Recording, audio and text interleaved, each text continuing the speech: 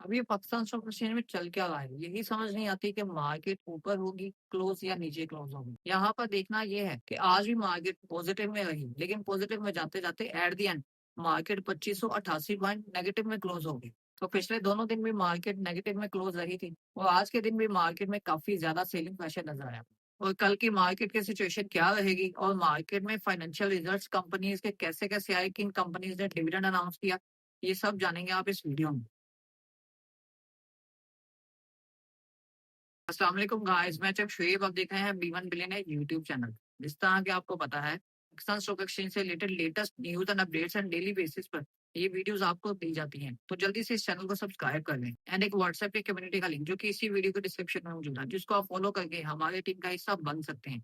And ये एक नजर हमारे प्रीमियम ग्रुप के प्रॉफिट्स पर डालें। तो ये प्रॉफिटेबल सिग्नल्स के साथ साथ ये तमाम फैसिलिटीज को अवेल करने के लिए आप हमसे इस व्हाट्सएप नंबर पर रब्ता कर सकते हैं। बेसिकली पाकिस्तान स्टॉक एक्सचेंज जो कि पिछले दोनों दिन नेगेटिव में क्लोज और इवन कल की जो हमारी अपलोडेड वीडियो है, हम लोगों ने उसमें भी आपको बताया था कि मार्केट में आपको पॉजिटिविटी नजर आएगी। तो स्टार्टिंग में आपको पाकिस्तान स्टॉक एक्सचेंज में आज के दिन पॉजिटिविटी नजर आई, वो भी अच्छी खासी आई। लेकिन चूंकि बहुत सी न्यूज़ेस ग्लोबली भी सर्कुलेट करती रही और इसके साथ साथ एंड ऑफ मंथ भी है, जिसकी वजह से काफी ज्यादा इंडेक्स को प्रेशर भी देखने को मिला और काफी ज्यादा सेलिंग भी देखने को मिली, जिसकी वजह से इंडेक्स 2588 पॉइंट्स नेगेटिव में क्लोज हुआ। तो आज के दिन कल की निस्बत वॉल्यूम थोड़ा कम ही रहा और इस इंडेक्स की नेगेटिव क्लोज होने की जो मेन वजूहत है, उसमें सबसे पहला यही है कि ये भी एंड ऑफ मंथ वीक चल रहा है और चूंकि फ्यूचर की क्लोजिंग और बाकी सब फाइनलाइजेशन होती है, तो इसलिए जो एंड ऑफ मंथ का वीक होता है उसमें काफी प्रेशर होता है। और इसके साथ साथ ग्लोबली जो न्यूज़ेस थी, जिसमें सबसे ज्यादा इंपॉर्टेंट यूएई का ओपेक एंड ओपेक प्लस जो एजेंसीज हैं उनसे निकलने का जो फैसला है, उसने भी काफी ज्यादा ग्लोबली मार्केट्स में भी प्रेशर बिल्ड किया। और अगर इन सिचुएशन को देखे बगैर हम मार्केट में देखें तो मार्केट में ऐसा कोई इश्यू नहीं है। और सिर्फ यही नहीं, बल्कि ग्लोबली एक और मसला जो कि स्टेट ऑफ हॉर्मुज की नाकाबंदी यूएसए की तरफ से जारी थी, उन्होंने उसको मजीद स्ट्रिक्ट करने का कह दिया है। सो देखते हैं कि मार्केट इसको कैसे फील करती है। तो कल की मार्केट की सिचुएशन पर बात करने से पहले अब हम कुछ फाइनेंशियल रिजल्ट्स पर नजर डालते हैं।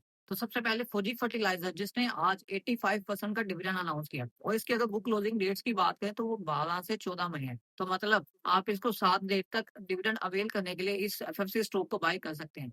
और अगर इसके फाइनेंशियल रिजल्ट्स जो कि ईपीएस वगैरह की बात करें और इसके ओवरऑल सिचुएशन देखें, तो पिछले क्वार्टर की निस्बत जो इसकी सिचुएशन है वो तकरीबन नॉर्मल है, थोड़ी सी बेहतर है।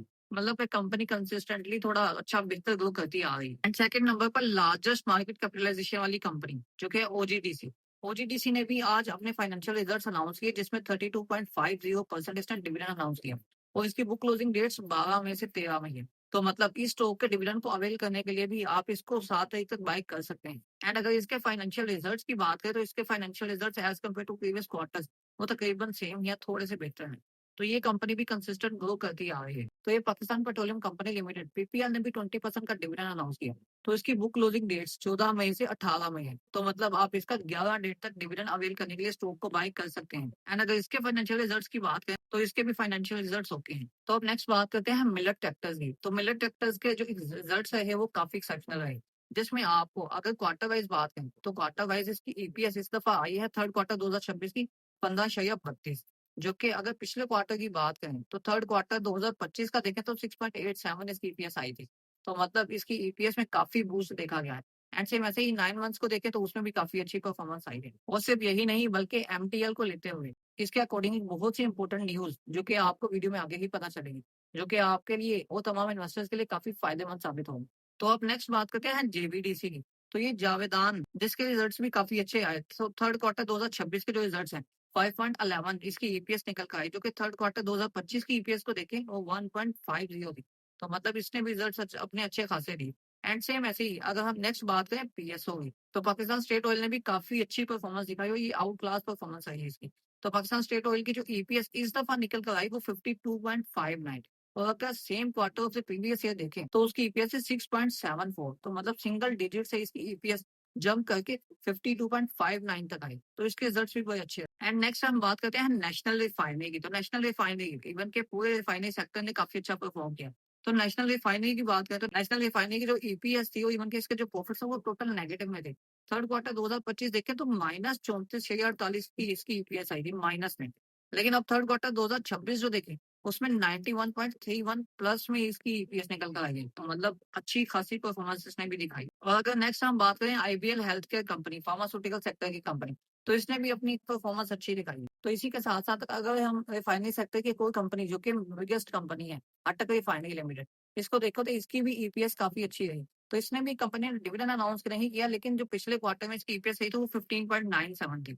लेकिन इस दफा इसकी ईपीएस निकल कर आई है 106.41, मतलब कि इसकी ईपीएस भी एक्सेप्शनल रही है। और इसके साथ साथ हम बात करें तो एएचसीएल, एमएसीएफएल, एसएसडीसी कंपनी, सेम ऐसे ही इंटरलूप और डीजीकेसी, इस तरह बहुत सी कंपनीज के जो रिजल्ट्स हैं वो काफी बेहतर रहे as compared to previous quarters.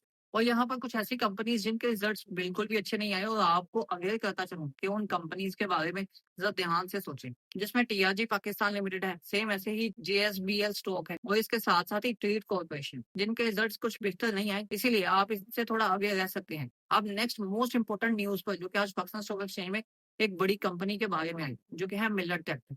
तो जी हाँ, मिलर ट्रैक्टर का स्टॉक अब स्प्लिट होने जा रहा है।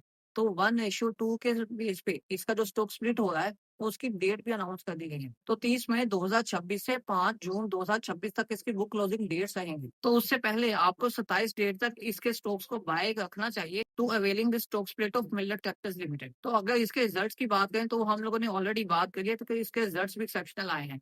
तो अगर रिजल्ट्स अच्छे हैं, स्टॉक स्प्लिट अनाउंस किया गया है, तो इसको देखते हुए आपको इस स्टॉक पर नजर लाजमी रखनी चाहिए कि स्टॉक कितना परफॉर्म कर सकता है, क्योंकि ये एक बहुत ही अच्छी कंपनी है, बहुत बड़ी और पुरानी कंपनी है, और इवन के इन्वेस्टर को प्रॉफिट देने के लिए बहुत खास कंपनी है, जिसने इन्वेस्टर्स को बहुत ज्यादा रिटर्न्स दिए पास्ट में भी। तो फ्यूचर में भी ये हमें अच्छे रिटर्न्स दे सकती है। तो अब कल की मार्केट की सिचुएशन पर बात करने से पहले आपके साथ एक न्यूज शेयर करता चलूं, जिससे आपको क्लैरिटी होगी कि कल की मार्केट की परफॉर्मेंस कैसी आ सकती है। तो ग्लोबली सिचुएशन जो है वो आपके सामने है। तो अभी तक लेटेस्ट अपडेट के अकॉर्डिंग यूएसए के प्रेसिडेंट ट्रम्प की तरफ से ये बयान जारी किया गया है कि स्ट्रेट ऑफ हॉर्मुज पर जो ब्लॉकेज है, जो नाकाबंदी है, वो जारी रखी जाएगी और उसको कम्प्लीटली स्ट्रिक्ट किया जाएगा, सिर्फ इसलिए कि ईरान को हराया जा सके। लेकिन इससे ईरान हारेगा या नहीं ये तो किसी को नहीं पता, लेकिन इससे ग्लोबल मार्केट जो है वो बहुत ज्यादा हिट हो रही है। तो ईरान की तरफ से भी यही क्लेम किया गया है कि जैसे ही जो नाकाबंदी है स्ट्रेट ऑफ हॉर्मुज की वो ओपन होगी, तो उसके साथ ही जो स्ट्रेट ऑफ हॉर्मुज है वो ओपन कर दी जाएगी। तो अगर आप इंटरनेशनल न्यूज चैनल्स भी देखें तो सीएनएन और बाकी न्यूज चैनल्स भी यही बताते हैं कि ईरान की तरफ से तो ये भी कहा गया है कि अभी तक जो इन पर चार्जेस हैं, कि अभी तक जो शिप्स के चार्जेस हम लोगों ने अप्लाई किए कि वो भी नहीं लेंगे जब तक एक प्रॉपर एग्रीमेंट नहीं होता। लेकिन फिर भी जो जंग की सिचुएशन है वो सेटल डाउन होती नजर नहीं आ रही। और इवन के अभी तक ऐसा टाइम चल रहा है कि एक टाइम पर जंग काफी ज्यादा सेटलमेंट में नजर आती है, लेकिन दूसरे ही टाइम में जंग की काफी ज्यादा सिचुएशन वर्स नजर आती है। तो मार्केट के टेक्निकल और फंडामेंटल एनालिसिस तो बेहतर होते ही हैं, जो कि हर बंदा करता है, लेकिन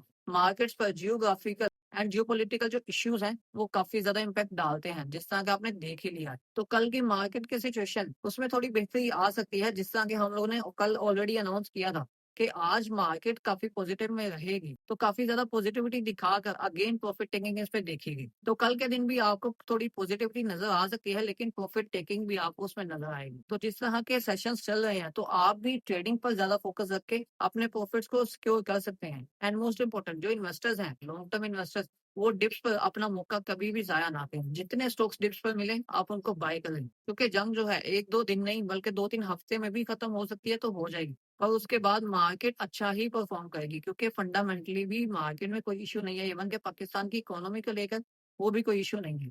तो आपकी राय इस पर क्या है? आप अपनी राय कमेंट सेक्शन में लाजमी दें। आपको वीडियो कैसी लगी? वीडियो को लाइक और दूसरों की हेल्प के लिए शेयर लाजमी दें। मजीद ऐसी वीडियोस को देखने के लिए इस चैनल को सब्सक्राइब कर लें और जाते जाते बेल आइकन को प्रेस करना बिल्कुल भी नहीं भूलना।